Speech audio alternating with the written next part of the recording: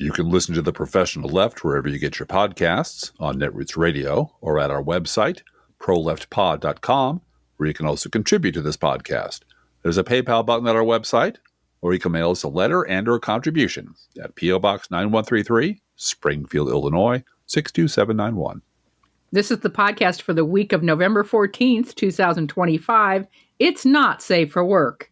Recorded live from the Cornfield Resistance, where we anxiously await our tariff bonus check, which should be arriving just after our George H.W. Bush peace dividend and just after our War on Christmas holiday bonus from George Soros. It's The Professional Left with Driftglass and Blue Gal.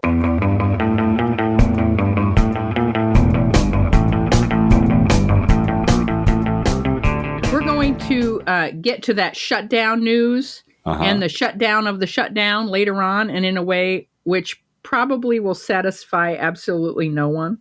Woohoo! And we want to driving them away, Blue Gal. We're driving them away, droves. Right. Well, I mean, life sucks right now. Yeah. Politics sucks right now, but it's going to get better, and we're hanging in there. And I want to laugh at myself because we were off Tuesday because middle child cooked Thanksgiving dinner for us. Yeah. A beautiful vegan Thanksgiving dinner. It was delicious and delightful. And something tripped in our brains. And this is because middle child could not be here for Thanksgiving. So that's fine.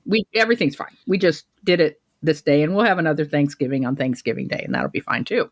But I think something tripped in our brains because you and I thought, we just had Thanksgiving dinner. That means we should have 3 or 4 days of turkey sandwiches with stuffing and cranberry sauce on them. That's right. Obviously. And so you went out and bought all that stuff. Yeah, exactly. Got to do it. Because after Thanksgiving, you have to have turkey sandwiches. Not that she made turkey. No, at all. Or stuffing, at all. It's just, no. We got bread and cranberry sauce. Where's the rest of it? Where's the rest of it? And so, this little home cooking. They have sliced turkey at the deli. We got some. We had some. We're fine. And, but it was that Pavlov's reaction of, what? Wait, we just had Thanksgiving dinner. Where's the Sammies? Where's the Sammies? Oh, my God. Yeah. So it was ruined for us. It's ruined. Thanksgiving was ruined. That's why we didn't podcast. We curled up in a ball and cried. No, we had a lovely time with youngest child and middle child. And on the phone with Junior Dude and all that good stuff. So yeah. Happy early Thanksgiving on Veterans Day, everybody. That's how we dealt with it. But back to the reason for the shutdown. We want to talk about the shutdown. Talk about the reason for it, Blue Gal. The reason for the shutdown and keeping the House out of session for months was to protect President Pedo from the consequences of the release of the Epstein Files. Everybody knows that. Everyone knows this. But you know what? Driftglass Filegate is kicking off now. Big time, yeah. And so we're going to start there. And do you know why we're going to start there, Driftglass? Because all the pieces matter. There's a very simple 6-word meme going around that just might turn out to be true. And I don't usually quote 6-word memes, but this is really good. And it goes as follows. Adelita Grijalva just ended a presidency. And congressional Democrats are releasing some damning emails to the media, as I'm sure you all know. Others are getting into print by other means. It is all very gross and incriminating and nothing we didn't expect because corruption and criminality in the Trump administration is like oil in the East Texas field in the 1930s. Practically anywhere you sank a well, you found oil. And anywhere you look in the Trump administration, you will find corruption and crimes that makes Teapot Dome look like a slightly overpriced Girl Scout cookie sale. And by the way, Driftglass, breaking news. The Trump administration is now doing a criminal investigation into Eric Swalwell. Sure. For mortgage fraud. Another mortgage fraud trumped up that will fall bullshit. Apart. Well, yeah. They're firing everything they got. I understand that they made a veiled or not so veiled threat against Nancy Mace. Oh, yeah. Her career might be in jeopardy if she doesn't side with the pedophiles. So, that's a hill. And as long as you do the cover up in plain sight, then it's not illegal, right? Sure. And don't forget Megyn Kelly explaining how a 15-year-old isn't pedophile. And again, something that should just barely legal. Something that should be absolutely career. If the best excuse you can come up with is, well, they were 15. Yeah. No. Which is, that should be career ending in any sane, healthy society. Yep. But of course, she's a blonde whore who was willing to whore herself out for anybody who pays her. And she wants to be spun around for Roger Ailes. Yep. Yep. Well, getting back to the Trump administration, corruption and criminality are not incidental to those people. Corruption and criminality is what they do. That's their job. That's who they are. And thanks to the tens of millions of bigots and imbeciles who elected Trump twice, the federal government of this United States is now the instrument they use to do their corruption. The problem has never been finding the rot, Blue Gal. Mr. Ness, everybody knows where the booze is. The problem isn't finding it. The problem is who wants to cross the pond. The problem has always been who wants to cross Donald Trump. Right. And how much that costs them. Exactly. And now it looks like there might be enough Republicans who are scared enough about going down with the ship that they may be willing to cross Trump. It's a timing issue for all of them. We've been talking about this before. We've talked about this for years, and we've talked about this, written about this all the way back to the days of Tom DeLay, where exactly the same dynamic was developing, which was Tom DeLay was toxic. He was, if you hang on to him too long, you're going to die with him. If you jump off too early, he's going to crush you. And that's exactly where elected Republicans are right now. Right. And that gets us back to the real root of all this evil, Republican voters. Exactly. Exactly. Never let yourself forget that all of the terrible damage that Trump is doing to this country is the fault of the Republican voters who elected him. The conservative propaganda machine that feeds lies to the bigots and imbeciles, and a complicit legacy media, which enabled the rise of the fascist right in plain sight by both sidesing every Republican atrocity. Or ignoring it.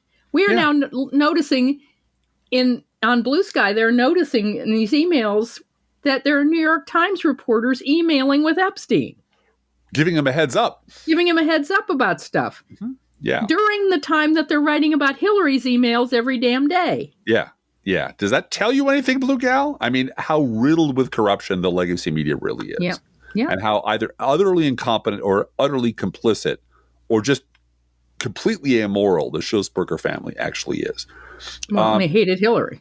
Yeah. Oh, they despised fucking Hillary. Yeah. It is a very well-oiled machine that they're running.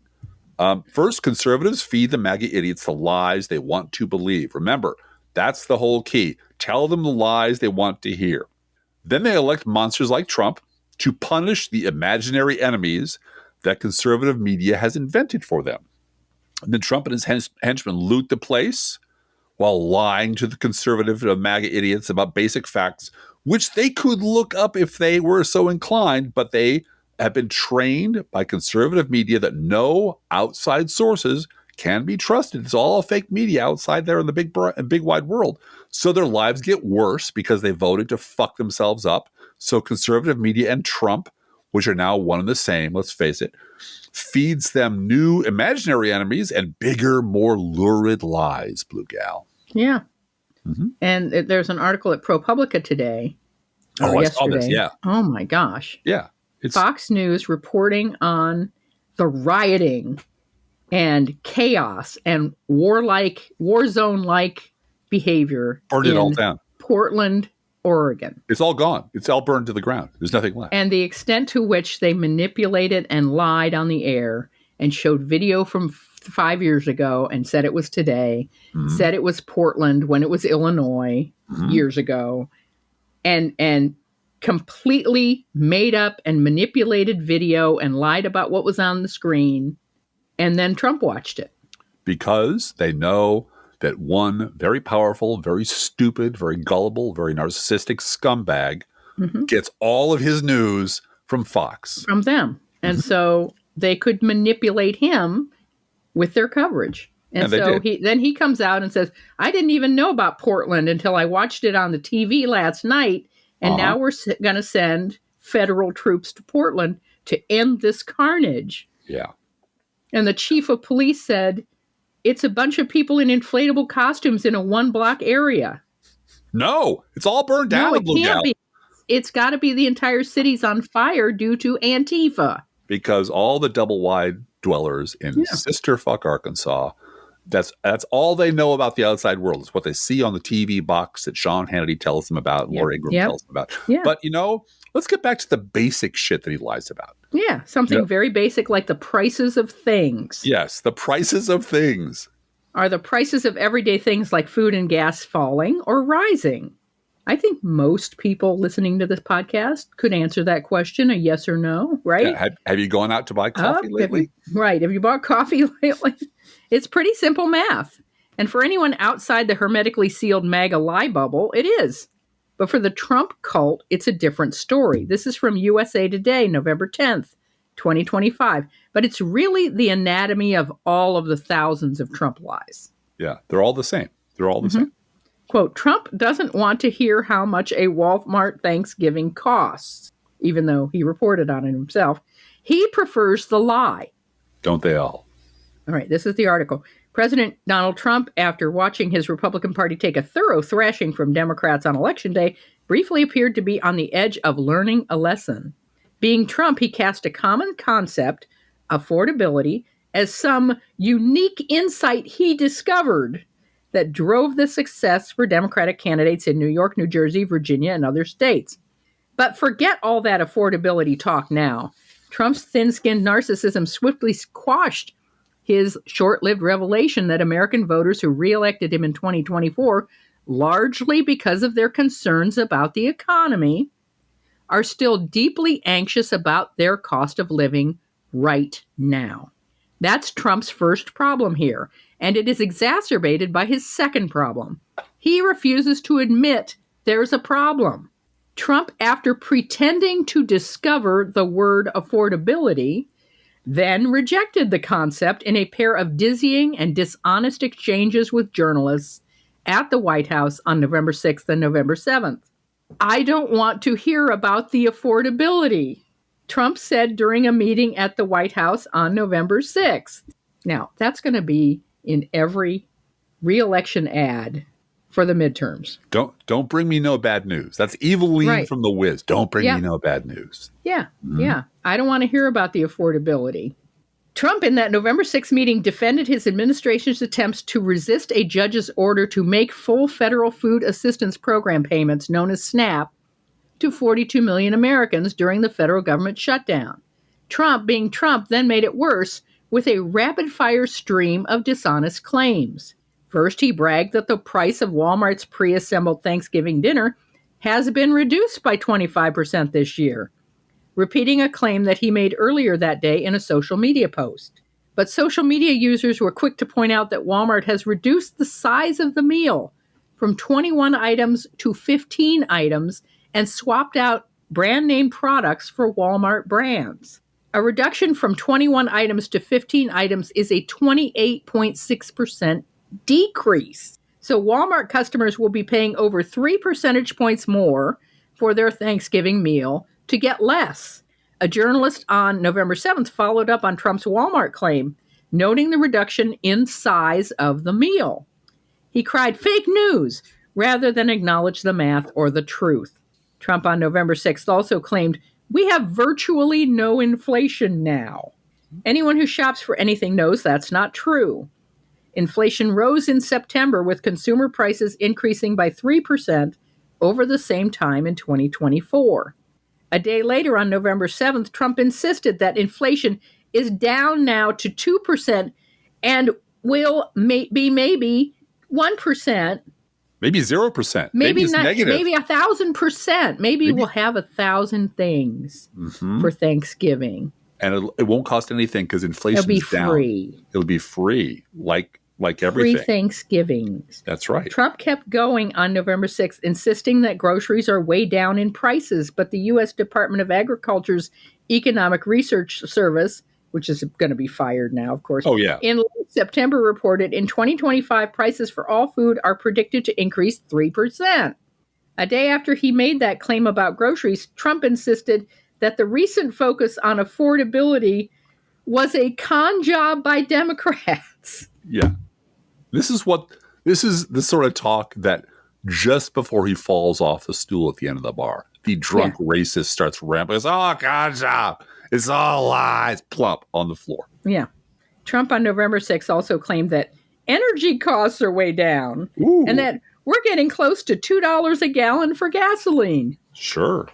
But that doesn't reflect reality at the gas pump. On the same day, the American Automobile Association reported they're all going to get fired soon. Oh, sure. Everybody's going to the fired. AAA, they're going to fire them. Bad numbers. It's all bad. Deep state at the American Automobile Association. Mm-hmm. They reported that the national average price for a gallon of gasoline was $3.084, down from $3.107 this time last year. That's not $2. No, it's virtually $2. Uh-huh. But here's how Trump framed gas prices on November 7th. We are a little bit above $2 right now for gasoline. We are the victors on affordability. Yeah. Unquote. Affordability is something he discovered, but it's a Democratic con job, but he won.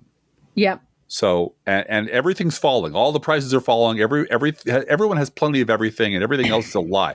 Now, keep all of that in mind as we turn now to one of my favorite children's stories by Mr. George Orwell. And a couple of paragraphs from part 1, chapters 4 and 5. These are bridged paragraphs. They're not side by side in the book. Of the novel 1984. Quote, as short a time ago as February, the Ministry of Plenty had issued a promise, a categorical pledge were the official words, that there would be no reduction of the chocolate ration during 1984. Actually, as Winston was aware, the chocolate ration was to be reduced from 30 grams to 20 at the end of the present week. All that was needed was to substitute for the original promise a warning that it would probably be necessary to reduce the ration at some time in April. So that's your fake news. That's your revising the past. Mr. Orwell continues. For the moment, he had shut his ears to the remoter noises and was listening to the stuff that streamed out of the telescreen from Fox News. I'm sorry, I just added that last part. It appeared that there had even been demonstrations to thank Big Brother for raising the chocolate ration to 20 grams a week. And only yesterday, he reflected, it had been announced that the ration was to be reduced to 20 grams a week. Was it possible that they could swallow that after only 24 hours? Well, if Sean Hannity tells them, then they continue with Mr. Orwell. Yes, they swallowed it. Parsons swallowed it easily with the stupidity of an animal. The eyeless creature at the other table swallowed it fanatically, passionately, with a furious desire to track down, denounce, and vaporize anyone who would suggest that last week the ration had been 30 grams. Sim, too, in some more complex way involving doublethink, Sim swallowed it. Was he then alone in the possession of a memory? The fabulous statistics continued to pour out from the telescreen. As compared with last year, there was more food, more clothes, more houses, more furniture, more cooking pots, more fuel, more ships, more helicopters, more books, more babies, more of everything except disease, crime, and insanity. Year by year and minute by minute, everybody and everything was whizzing rapidly upwards, unquote. Everything in the novel 1984 and all the monstrous evil that Republicans get away with in plain sight going back for decades comes down to this one sentence. Was he then alone in the possession of a memory? Unquote. I remember when we used to get unemployment numbers from the Department of Labor. I remember back then too, Blue Gal, but those were all lies. Those were all lies, and we don't get those anymore because we didn't have any for October. No. So that's out. And our chocolate ration is going up to 20 grams, Blue Gal, so we should celebrate. Good news? That's such good news. And how dare anyone say any different? This is why we have a segment on this podcast called No Fair Remembering Stuff. Yeah. This is why we say memory is the liberal superpower. And being in possession of that memory is why the right hates us, why the right fears us. Mm-hmm. As long as MAGA zombies continue to will themselves not to remember yesterday, then all the facts in the world and all the memories in the world are irrelevant to them. Because if they just automatically obliterate the past whenever it becomes inconvenient, then the lies they believe now become unfalsifiable. Yeah, no proof, no evidence. How many jobs did Joe Biden create? None. Oh, terrible. He destroyed this country, Blue Gal. Right. He destroyed this country. This is why the chyron on Fox News Wednesday night was, in all caps, moments away, President Trump officially reopens the government. Yes. Thank God. Thank God he was there to Thank God do that. Trump is doing great things, right? Lie to the MAGA morons about the state of things until it pinches them personally. Then find some immigrant or trans person or liberal to blame it on. Rinse and repeat. A well-oiled machine, except there is a potentially fatal flaw in this setup. The shaft leads directly to the reactor system. A precise hit will start a chain reaction which should destroy the station. Only a precise hit will set up a chain reaction. The shaft is ray shielded, so you'll have to use proton torpedoes. That's impossible, even for a computer. It's not impossible. I used to bullseye womp rats in my T-16 back home. They're not much bigger than 2 meters. And the potentially fatal flaw, the womp rat, if you will, is the Epstein Files. Yep. Because MAGA can lie to themselves about caravans and climate change and windmills and the price of eggs, but the Epstein Files are categorically different because that scandal comes down to a simple binary that is observable by everyone. Have they been released or not? And since they haven't been released, why not? As we've said before on this podcast, releasing the Epstein Files wasn't just another lie that Trump told the morons to get their votes. It's a load-bearing lie. It's one of the lies that props up the entire rotten administration. Yep. And we have photographic evidence of right-wing influencers coming out of the Oval Office with binders saying phase 1 of the Epstein Files on them. Yeah, exactly. And I said something yesterday on Blue Sky about how are these guys doing today? And someone replied and said, I'm over on X watching and no one's saying anything. Everyone is. So I only put out one picture of all of them coming out of the Oval Office. But Gavin Newsom's group put out individual pictures of each one of them holding up a binder and called out to DC Drano and called out to Libs of TikTok and called out to, all of these individual right-wing influencers by name. How's it going now? How's it go? Where are the files? Where are the files? You're going to get them, right? You were promised. You were handed a bunch of merch and a binder that said phase 1. Right. What was in the binder? What's happening now? Yeah, nobody talked about that. They just got a binder. Yeah, the silence is really ominous. Yep. So as we slowly get around to the matter of the shutdown and the shutdown of the shutdown, let's first talk about this. This is from Heather Cox Richardson, November 12th, 2025. Quote, it turns out Representative Eric Swalwell, Democrat of California, and House Democrats were right to call it the Epstein shutdown for the last several weeks on social media and in interviews. As Mark Elias of Democracy Docket put it today, while it was clear what the Democrats wanted from the shutdown, lower costs for health care insurance premiums, affordability, and for Trump to stop breaking the law, it was never clear what the Republicans wanted. They seem simply to be doing as Trump demanded and taking a vacation for 54 days. Speaker Mike Johnson, Republican of Louisiana, kept House members from conducting any business at all. The House last voted on September 19th, gathering in Washington, D.C. again only after the Senate on Monday passed a measure to reopen the government. The hiatus gave Johnson an excuse not to swear in Representative-elect Adelita Grijalva, whose voters elected her on September 23rd. Grijalva had promised to be the 218th and final vote on a discharge petition that would force the House to vote on a measure that would require the Department of Justice to release files relating to the government investigation into sex offender Jeffrey Epstein. Elias notes that he, like many of us, considered as plausible the idea that the government shutdown was a way to keep the Epstein files under wraps. But there were other plausible theories as well. Maybe Trump and his cronies wanted to gut the federal workforce. Maybe they wanted to undermine the Affordable Care Act. Maybe Trump simply wanted to run the country without the interference of Congress. Today, put the Epstein files firmly in the center of the story. The House got down to business this morning after a 54-day break to work on the Senate measure to reopen the government. Democrats on the House Committee on Oversight and Government Reform immediately released 3 emails from a cache of more than 23,000 documents the committee received recently from the Epstein estate. I think it's important to note that. Right. Because what the Epstein estate is releasing to Congress, they can release whenever. Mm-hmm. What Epstein Files the FBI has, they've got to fight for. Right. But these could be the same documents. Well, and this is the stuff that's on hold by the FBI or some other government agency is why this whole, well, if Biden, if it was so terrible, Biden would have. No, the courts would not allow him to do that. That was not something. And because we're not law-breaking scum on this side of the aisle, right, it's not an option that was available to any Democrat at any point. So the first email that they released was one Epstein sent to his associate Ghislaine Maxwell on April 2nd, 2011.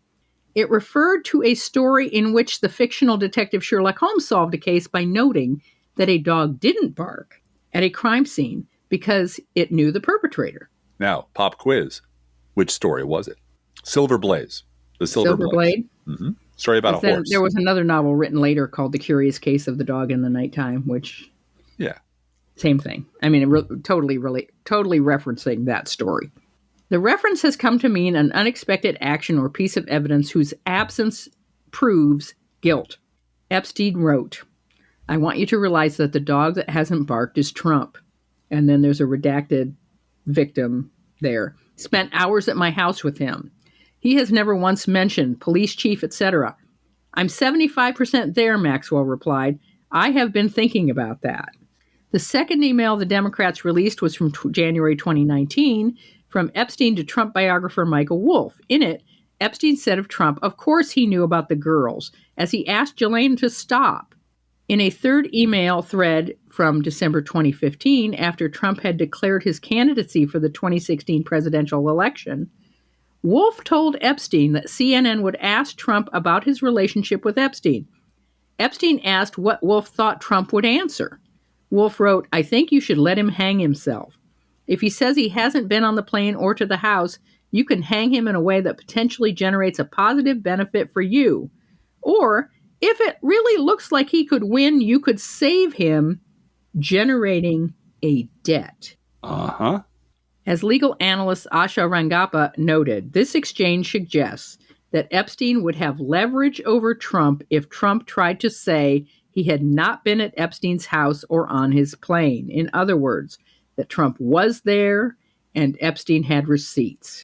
After the Democrats released these three emails, Johnson said, I've never seen them. I don't know what they are. I'm blind now. Let's go. I'm busy checking my son's porn thing. Yeah. So I was too busy to do that. Johnson called the release another publicity stunt by the Democrats and claimed they're trying to mislead people, unquote. Okay, then release everything, man. Release it all. Yeah, that'll settle this right quick. End the story by releasing 30,000 pages of emails about Donald Trump, and all the photos and videos of him molesting 15-year-old girls. All the gigabytes of audio and video and text and on. Release it all. Go ahead. So now Humpty Trumpty has resumed his great fall that had been temporarily suspended with the Epstein shutdown. And he is collapsing right on top of the Republican Party because, let's face it, at this point, he is the Republican Party. And to make matters worse for Republicans defending their dear leader, his embarrassingly broken brain is now on public display almost every day. But I'm sure Mike Johnson hasn't seen any of it. This is from Robert Reich. Quote, over the last month, Trump's mental decline has appeared to worsen. Consider, on Sunday, he posted an image claiming that Barack Obama had been collecting millions in taxpayer dollars from, quote, royalties linked to Obamacare, unquote. The bogus item was from a satirical website called the Dunning-Kruger Times. A reference to the Dunning-Kruger effect, a well-observed tendency of stupid people to vastly overestimate their abilities or intelligence, which is 8 different kinds of perfect. Mm-hmm. After last Tuesday's elections, he called affordability a new word, and said Republicans had not talked enough about it, but then blasted it as a Democratic con job and declared, I don't want to hear about the affordability. Seemingly oblivious to the economic struggles Americans find themselves in, he has posted incessantly about the new Lincoln bathroom, remodeled in black and white marble with gold faucets and light fixtures, his new White House ballroom to be built in marble and gilded in gold, and renovations of the Kennedy Center, which he said would be outfitted in marble and magnificent high-end carpeting. Oh, man, carpeting. When responding to a question about his mental acuity, he confused a dementia screening test with an IQ test. When he addressed America's top military brass, he veered abruptly from discussing Marine morale to Biden's auto pen and said, I have to sign for a general because we have beautiful paper, the gorgeous paper. I said, throw in a little more gold on it. They deserve it. I want the A paper, not the D paper. We used to sign a piece of garbage. He claimed he'd halted a nuclear war between Iran and Pakistan, repeatedly confusing Iran and India without noticing his mistake. He insists that he had solved an imaginary conflict between Cambodia and Armenia, two nations 4,000 miles apart. Days before, he bragged he'd stopped a showdown between Azerbaijan and Albania, apparently meaning Armenia. Speaking to reporters one day after meeting with Chuck Schumer and House Minority Leader Hakeem Jeffries to avert a shutdown, Trump discussed his talks with, quote, Chuck Schumer, who was here yesterday, along with the very nice gentleman who I didn't really know. You know who I'm talking about. Yeah, we know who you're talking about. House Minority Leader Hakeem Jeffries, is that who he's talking about? He was this close to saying, the black guy. Black guy. Yeah. On October 18th, when more than 7 million Americans protested against him, he posted an AI video depicting him bombing the protesters with feces. I could go on, but you get the point. Trump appears to be rapidly losing his mind, unquote. The AI video had Trump wearing a gold crown, too. Sure.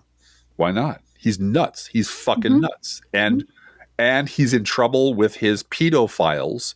Yep. And every single fucking Republican knows it. Right. Mm-hmm. And the House Republican caucus has got to be putting everything on a scale to figure out, do I bail now? Do I wait for him to die? All of those people in the cabinet are trapped. Mm-hmm. Unless they want to fake a health crisis of their own, they're trapped.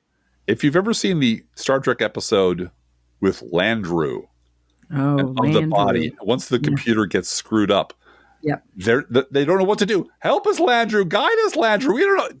That's the house. They're being quiet about it, but they have no idea what to do next at all because they bet everything on this asshole. Yeah. They bet everything on the eternal loyalty based on releasing the Epstein Files for the base because the base demands it, and they're not going to forget and they're not going to forgive. So the Humpty Trumpty, yes. Sitting on a wall is plummeting from a great height with the Epstein Files anchor around his orange wattled neck. And all the king's horses and all the king's men are scrambling around, trying to find a way out of this reckoning. This is from The Hill. Quote, Representative Thomas Massey, Republican of Kentucky, and we should mention about him a little bit, because he's a right-wing nut job. Horrible person, right down the line. Except for this one thing, he is absolutely unalloyed awful. Yeah, and he's just holding on to these Epstein Files and the forcing of the releasing of the Epstein Files like a dog with a bone. Yep. Because his base wants that. That's right. That's right. And he's leading an effort to force a vote on the full release of the files tied to convicted sex offender Jeffrey Epstein. Said he's hopeful the number of Republicans backing the measure could snowball. I've already had a couple Republicans tell my office privately that they're going to vote for it.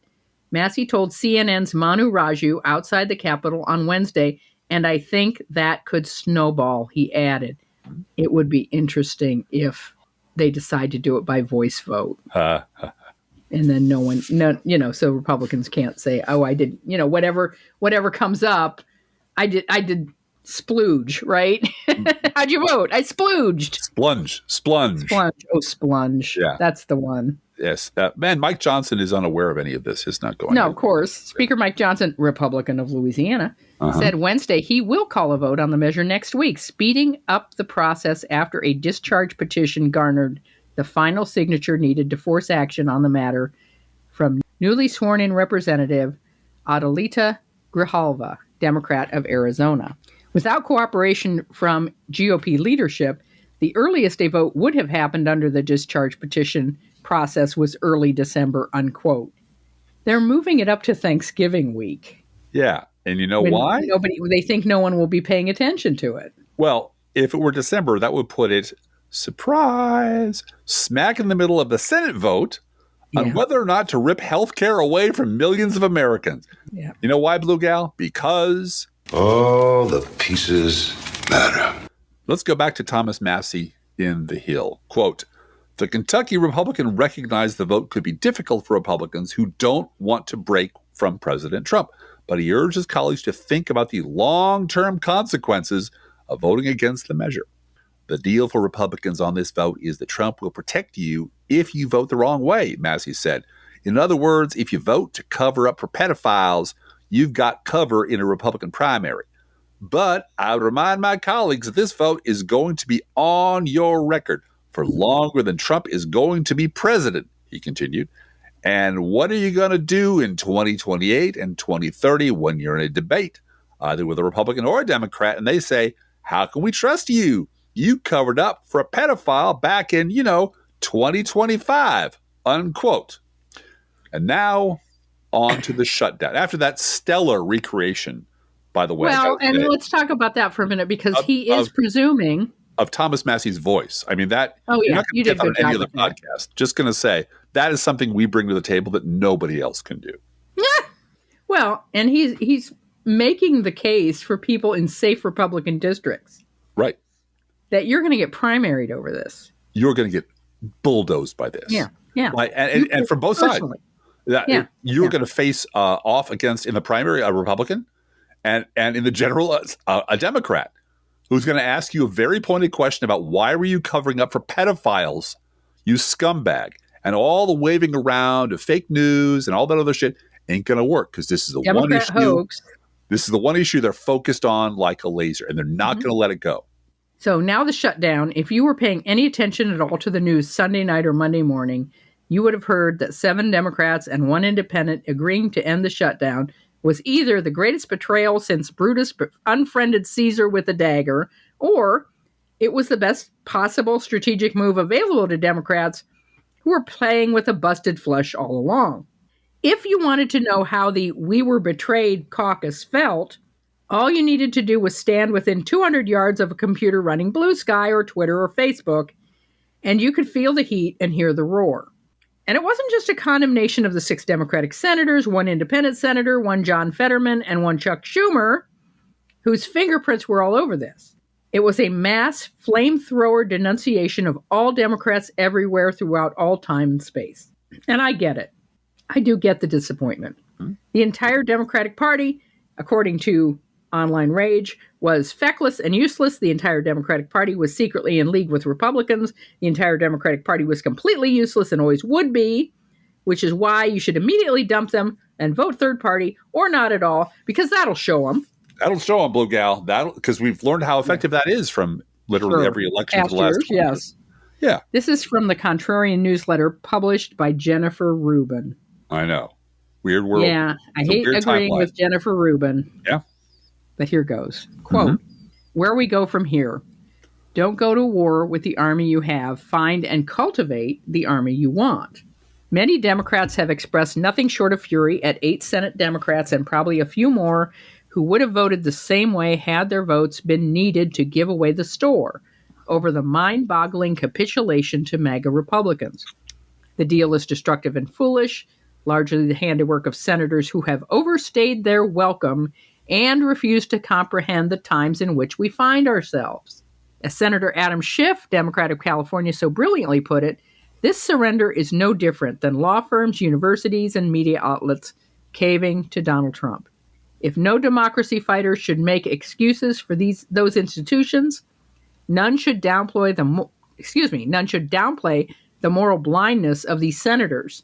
But the problem for many Democrats and all democracy defenders extends well past the 8 or 10 or 12 might have gone along, and past the feckless Senate leadership or the lack thereof.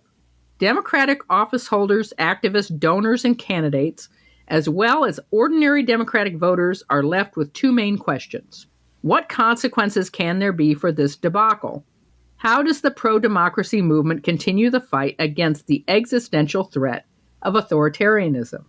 It is not an option to let bygones be bygones, shrug at the fecklessness of the band of Senate capitulators, and make no attempt to address the serious fault line between the Senate as a whole and the activated Democratic base, that is a recipe for future disappointment and capitulation.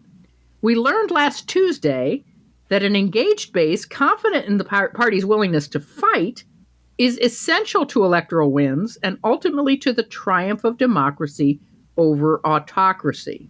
Expecting the base to simply shrug off what they rightly see as a betrayal is neither feasible nor wise.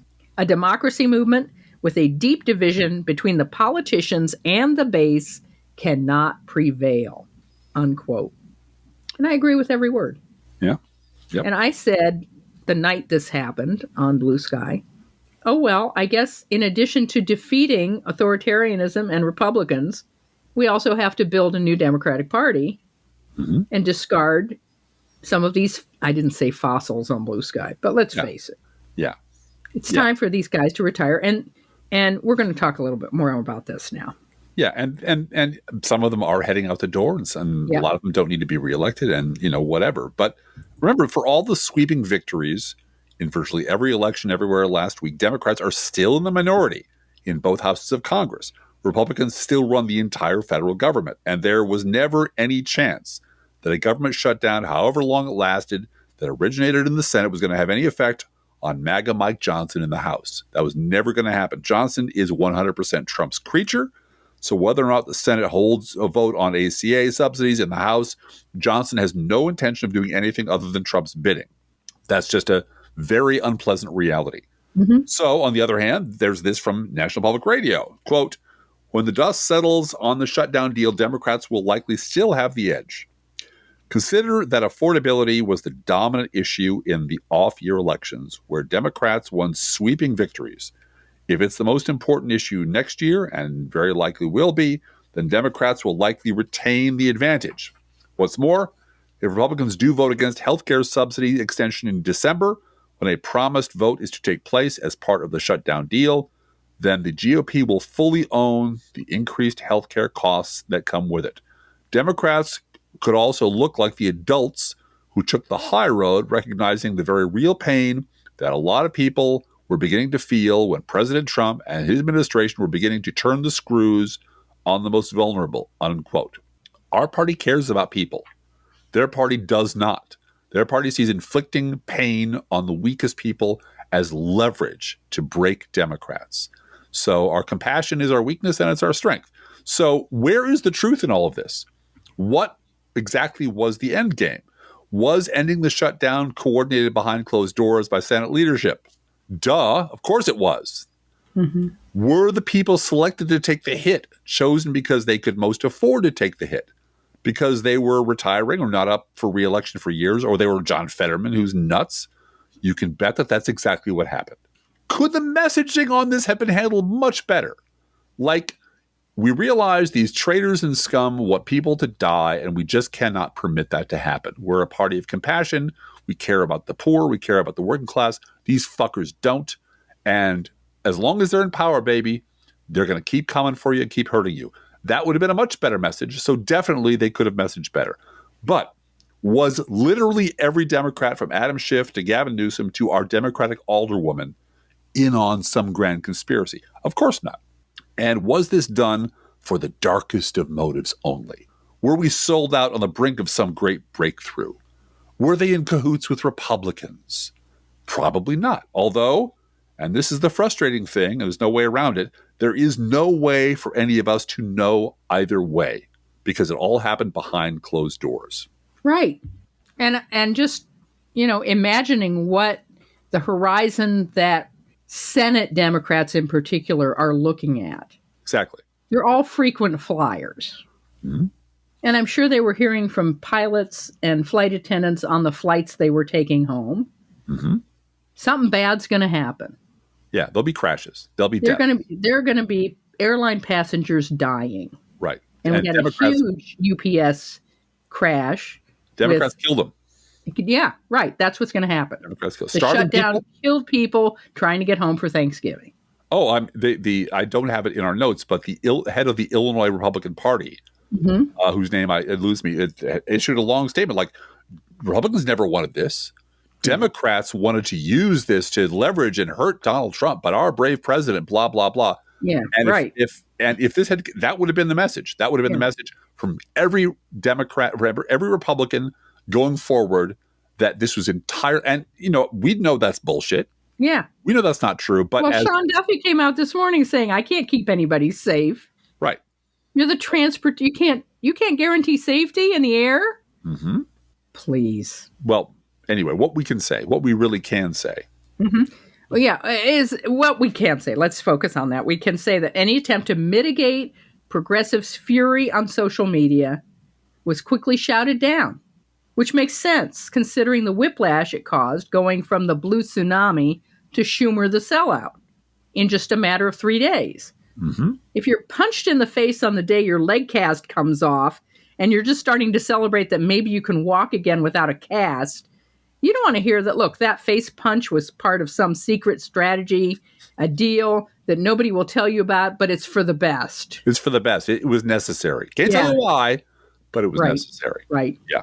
And we can also say that there are just too many variables, many of them unknown, to know what the real deal was or what the concern was. Yeah. So when you hear like angry people online, and I completely understand it, saying this was all the Democrats is a massive conspiracy, they cannot possibly know that. There's no information either way that tells them that. We can infer, like we said before, that this was coordinated, that this was a decision. Oh, absolutely.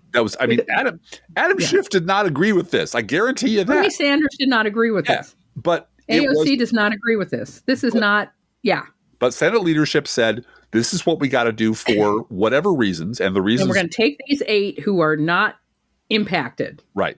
And for whatever reason. And plus Fetterman. Plus Fetterman and Angus King. And they go on the grenade. And we know how bad people are going to be because they're not stupid. Yeah. Yeah. But it is maddening. I'm furious about it. Yeah. And part of it is we humans hate uncertainty. I don't know whether we're going to be paying $2,500, $2,700 a month for insurance, for health insurance for me, me and youngest child who's still in college. There's no way to know. But there's also next year. I don't know yet. There's equally no way to know why this decision was come to, because it was made behind closed doors and we were not in on the decision. No. And we hate that. We hate uncertainty, not knowing why things are done the way they're done. The thing that was certain was that Maggie Hassan and Angus King got on the morning shows, got on, Morning Joe to say stupid stuff. Yeah, Angus King needs to zip it. I don't understand. Just, you guys did not need to go on television, period. Yeah. Fighting Trump is pointless. Just don't even do it. Don't fight Trump. You can't win. Mm-hmm. What?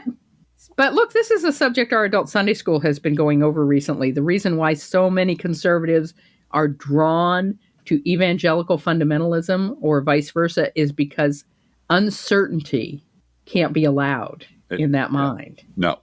They want a book that is the literal and inerrant word of God with all the rules and rewards and consequences clearly spelled out. And then they just ignore all of that and say, I'm not perfect, I'm just forgiven. Yeah. You slept with someone in your adult Sunday school who wasn't your spouse. But, I'm forgiven. Because it says in the book, I'm forgiven. The devil had me for a while, but now I'm bathed in the blood of the Lamb. And, of course, the Bible is absolutely not that book anyway. At all. It isn't. And so much bad theology and bigotry and atrocities have been committed in the name of the Bible because some people demanded it to be so and still do. Yeah. So it is universally annoying to be in the dark about things. Right. And that's where we live right now, not just about, but specifically about the shutdown and why it was called off. Yeah. We cannot know why specifically it was done, what the motives of the people were, or what the end game was supposed to be. We do know that we're all pissed off about it, but it also might be the best available outcome on a busted flush that we were bluffing because the government is being run by Republicans. Yeah. But we'd like to take just one moment to say a special fuck you shout out to the kids over at the Bulwark, specifically Tim Miller and their in-house centrist and liberal clothing Will Salatan for these remarks in their podcast, which was entitled Calm Down, Democrats Won the Shutdown. So everybody just sit down and smile. This is Tim Miller. Democrats online are big mad, not me. But before we get to my contrarian take, Will, what do you make of the deal? And this is Will Salatan. Damn, well, Tim, I'm afraid we'll probably agree more than you'd like. Okay, to me, the key word in what you just said was online. Democrats online are really pissed off. This is not an online thing. This is a real life thing. So I don't think it's a terrible loss. I think Democrats are still standing up for what they fought for. And I think only if you are so online that you don't feel the pain that a lot of people are feeling over the shutdown would you think this is a total sellout, unquote. This drawing of a clear, bright line between online Democrats and real people is something the Bulwark is positively riddled with. Mm-hmm. This is the intersection of privilege and condescension and cluelessness, which is probably why they never sit down with actual liberals who live out here in the real world. However, and bless their hearts for doing this, they leave the YouTube comment section open. And hundreds of those comments were awesome. And we're just going to do a small sample, but I repeat, hundreds of comments were just like this. Let me begin with, I am not an online person. I am a senior citizen. This is not an emotional thing. This is not a laughing matter. This is our day-to-day life we're fighting for. Please don't dismiss us so lightly.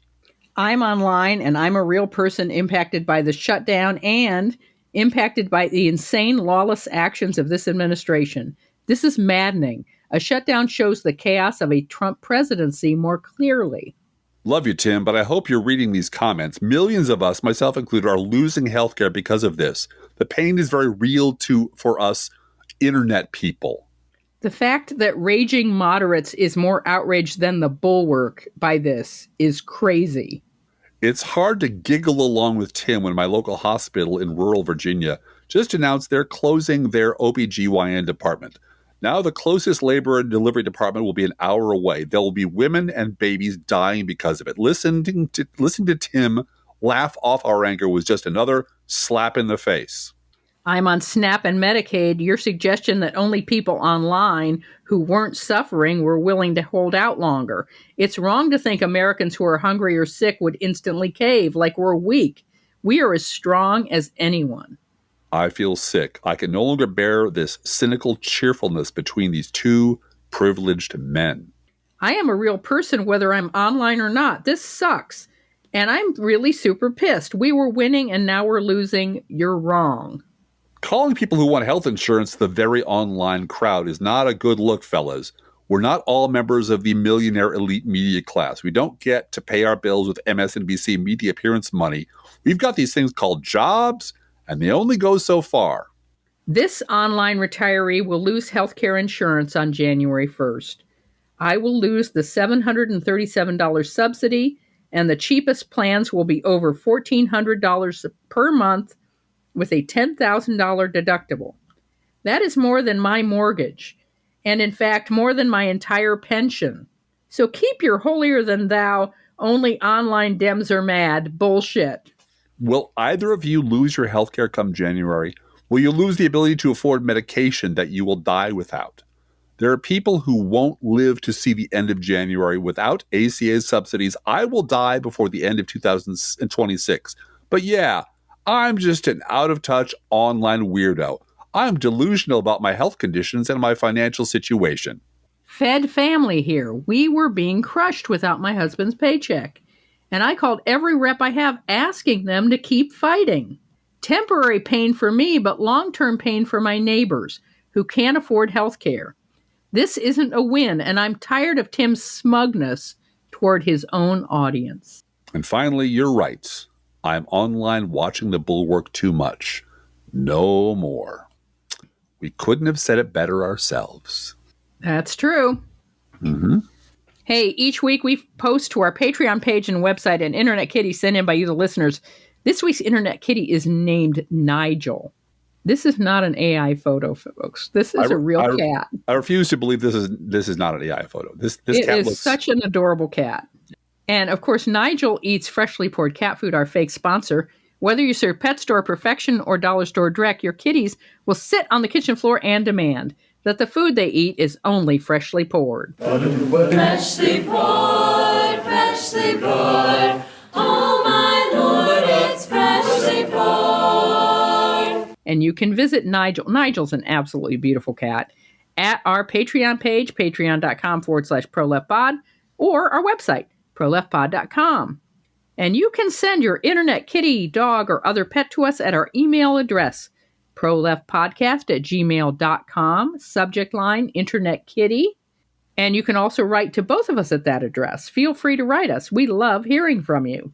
Be aware that if you write to us at any of our addresses, we reserve the right to read your email or U.S. Postal Service, go Postal Unions, letter on the air unless you say otherwise. And here's our friendly reminder about our gourmet coffee guideline. If you're able to treat yourself to an espresso-based beverage, we ask that you consider treating us to one as well. This is not charity. It's how we support the work we do, and this is how we pay for our health care. If you can spare just $5 a month, yeah, I know. We'd be very grateful for your support at patreon.com/proleftpod. And thank you all for those of you who support us. Thank you so very much for doing that. You can also continue to help us grow by sharing the show on social media. You've heard of social media. We're all over it. We're online Democrats. We have no choice. Did you know you married an online Democrat? Did you know when you married me that I was an online Democrat? You hid from me these three terrible children that you wouldn't let me know about, and suddenly they popped out of the closet, and suddenly I'm a stepdad to three monsters. Uh-huh. And then suddenly you revealed to me your horrible online Democratic habit, which joins up with mine very neatly, so I guess it's okay. Anyway, if you love this podcast, introduce it to a friend. They might get along. And thank you so much for helping us keep this going. Hey, Drift Glass, how are the Internet Kitties doing this week? Well, Blue Gal, the Internet Kitties threatened to shut down over treats and chin scritches this week, and we caved immediately. Let's think about living. Think about living. Let's think about loving. Think about loving. Let's think about the hooping and the hopping and the popping and the loving, lovey-dovey. Let's forget about the whine and the crying, the shooting and the dying, and the fellow with the switchblade knife. Let's think about living. Let's think about life. The Professional Left podcast is recorded under a Creative Commons license. Copyright 2024-25, GGBG Productions.